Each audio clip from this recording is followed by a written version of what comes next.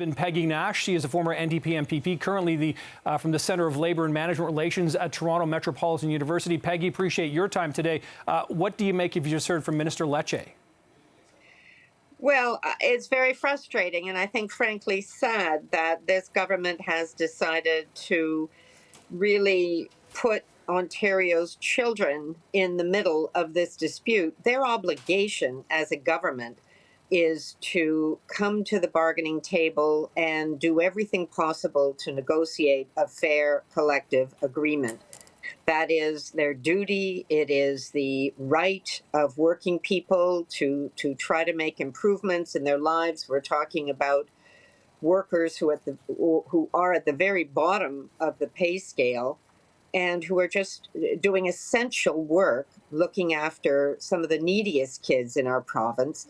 And this government's putting it all at risk. And, you know, Rick, you yourself pointed out that this is the government that wanted to move to online learning and kept this province's kids out of school longer than any other province in the country, and now is using a hammer to say kids have to be in school, even if it means that working people who support those kids are at the very, very bottom of the pay scale with completely unlivable wages in the city of Toronto. So on the one hand, you've got the government using the hammer. On the other hand, you hear the minister, he said this time and time again over the past several days, saying that in order for talks to continue, that the union had to take the strike or strike mandate kind of off the bargaining table. Is that how it works, and is that a fair way to go about it?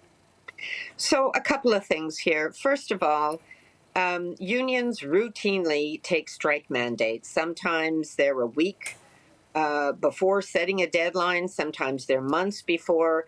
A strike vote is usually just a show of strength on the part of the union. It's to show the employer that the members are backing their bargaining committee and that they want to get a fair agreement. It doesn't. The vast majority of collective bargaining in Ontario does not end in a strike, even though unions routinely take strike votes. The other thing I'll say is that usually wages are negotiated towards the tail end of collective bargaining. So it doesn't surprise me at all that a week before a deadline, that there was still lots of room for both sides to move, to find a fair collective agreement. And sadly, what the government has done is preempt that negotiation process by just using a hammer to say, this is the offer, you're going to accept it, or else face severe penalty. So they're refusing to engage in fair collective bargaining, which is an international human right. It's also a right for kids to have access to good education. And without providing these educational support workers and other basic workers in the education system, they're denying kids that right.